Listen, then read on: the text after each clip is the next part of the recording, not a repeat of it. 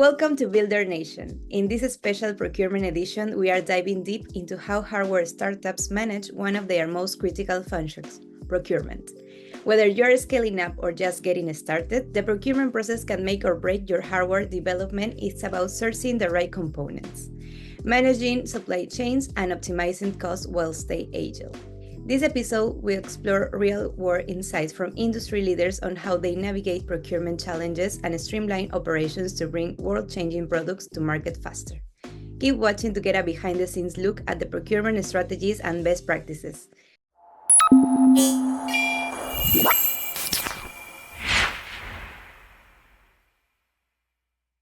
Today, we are joined by Branden Connolly, Purchasing Manager at Construction Robotics. Welcome, Branden. Thanks for joining us today. Thanks for having me. Okay, so to start with this, present yourself. Tell us something about you, about your work. So I am the purchasing manager here at Construction Robotics. I'd call a somewhat unconventional path in getting here. I started with the company as field service tech, and then during Mule development, quickly became the engineering tech for that product.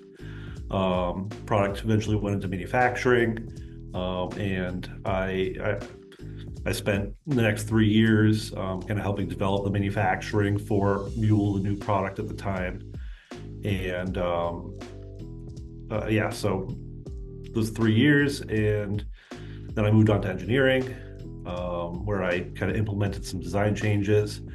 And in that time, there was an opening in the purchasing department. I'd been working pretty closely with the purchasing department those 3 years when I was in manufacturing, and it kind of piqued my interest. So I put in an application to take the purchasing position, and here I am. I've been in the purchasing position for about 2 years now at the company, and I've seen MZ100 product launch, and it's been quite the journey. Yeah, and you already told me about this, and you are working in construction robotics since 2017. You were, as you said, you were the manufacturing engineer at the beginning, so I think you know all the process. So could you walk us through how construction robotics built the first product and how this procurement play a role in that? Yeah, so I started construction robotics kind of late into the SAM product. So I'm going to speak more to the Mule product as my first product. And I was in very early on Mule development, and purchasing was the main impact of purchasing on the prototyping of that was the more so just managing the design, making sure that the parts that we were identifying for the machine were sourceable, right? We didn't want to pick some oddball controls component that is going to take 6 months to receive with any batch. So we picked strategically what types of parts and what manufacturers we used to help with the sourcing, and that was in our purchasing manager at the time helped us a lot with identifying what those parts were. I imagine like all this journey, all these years, you faced a lot of challenge in different moments of your career or your job now. So what do you think as the most challenging procurement decision that you had to make at Construction Robotics? That's probably trying. So early on, when we were kind of more when we were in lower volumes with Mule, big challenge was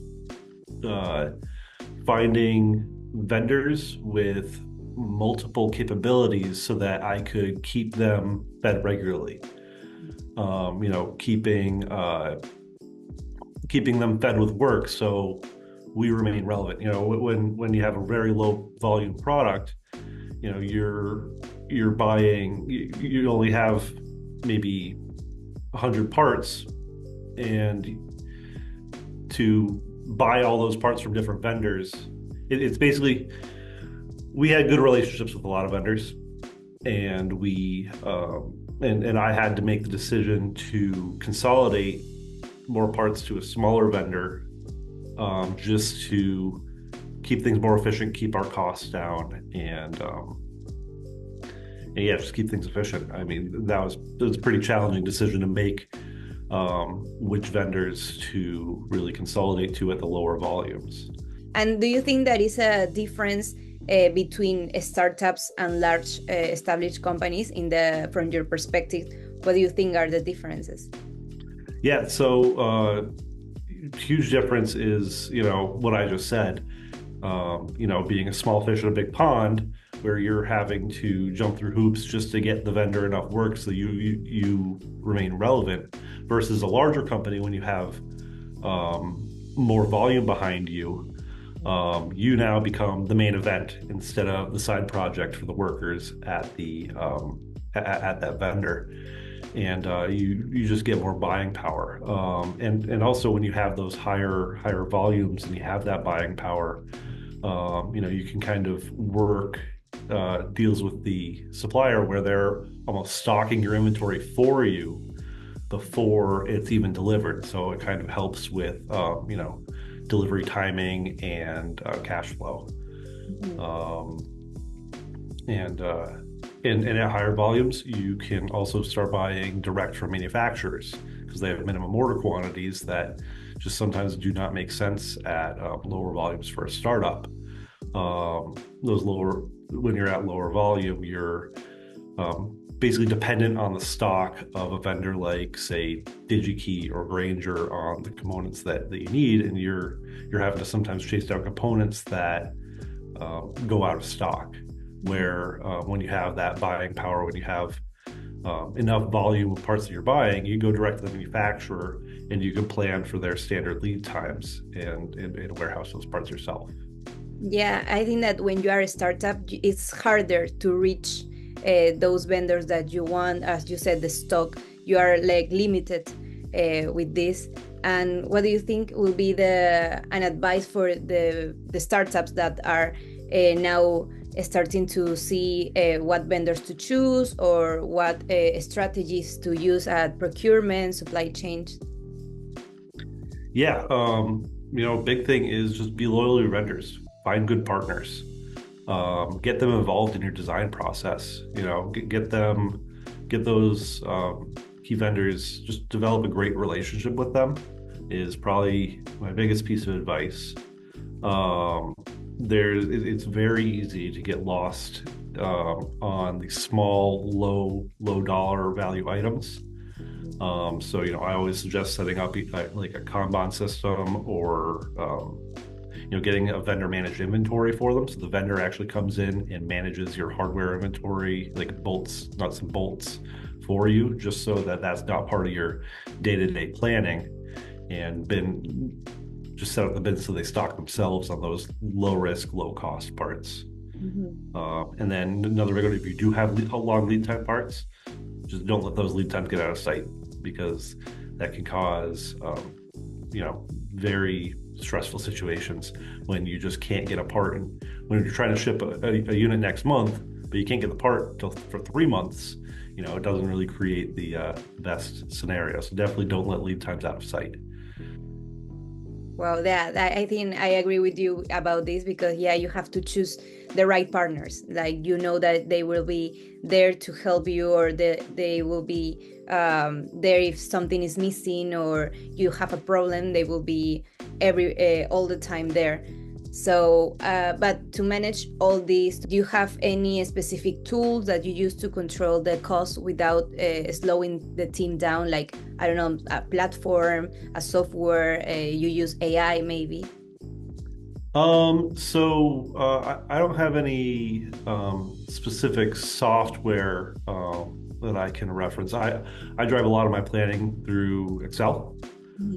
At this point, we did just bring on a new ERP system that we're in the process of implementing still, but the MRP in there is going to definitely change the game a little bit. tools I use right now are, sales forecasts, and I'll place POs with delivery schedules on them so that the vendor has visibility to our forecast ahead of time, and they can plan their production a little bit more comfortably and kind of allow just so that they're not building and shipping right away. They're building, holding small amount of inventory ahead of time. Maybe they're a batch ahead of us at any given point in time, and just maintaining those delivery schedule POs works very well from what I found.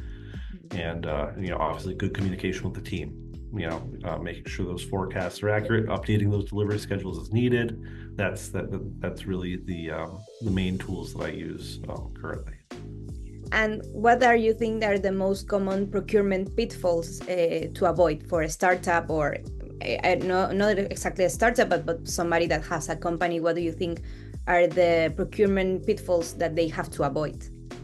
Yeah, just consider the sourcing of the components when you design the product. That's you get if it's very easy for the engineering team to kind of get in their own world and start just picking parts that will work for the machine without considering the sourcing. So bringing procurement supply chain conversations into the design process, I think, is very important. And you may find when it comes time for production, you may not be able to start as early as you can because you have a part that maybe there's 5 in stock during prototyping, but you've used four of those during the prototyping process. You go for production, you find that there's only 1 in stock, and that specific distributor isn't restocking them. So now you're subject to the manufacturer lead time, which can be like 6 months sometimes. Yeah. So that's definitely something to keep your eye on. Design for manufacturing is great, but design for sourcing is also important. Yeah, I think that's super important. And thanks, Branden, for being here and share these insights with us, all the journey that you had, and these little advices for people that are starting really their company, or they have some time, but they don't develop or didn't develop yet the procurement or the supply chain thing. So I think that was really important to hear. And I don't know if you want to share a website or social media. Yeah, you can check out our products at construction-robotics.com. We have a lot of different videos of Mule, ML150 and MZ100, which is our newer product, on there if you're curious about machines that we build, and see if maybe it makes sense for you. Mm-hmm. Yeah, it's crazy. I watched some of the videos how this works, and it's like you can let it to do it by itself, or it can help the people to not the lift of the product, of the materials, on everything. They help you, and I saw a feedback or a comment from a customer that said like helps your work and your back too, because yes. you are not putting yes actually I field some service calls, and I got a call from a customer. They were having issues with the machine attaching to the block, and we were going through, found out that they just weren't pushing the button hard enough. And his comment was, I'd rather have a sore thumb than a sore back, right? Yeah. I thought that was kind of funny. That's crazy how it works. And so for everybody that wants to see a little bit more, go to the website. And also be sure to visit our website, buildernation.io. You can also connect with us on LinkedIn by following Builder Nation for the latest updates and exclusive content. Thank you again for being part of this amazing community. We will see you in the next episode. And thanks again, Branden, to be here. Yeah, thank you. Thanks for having me.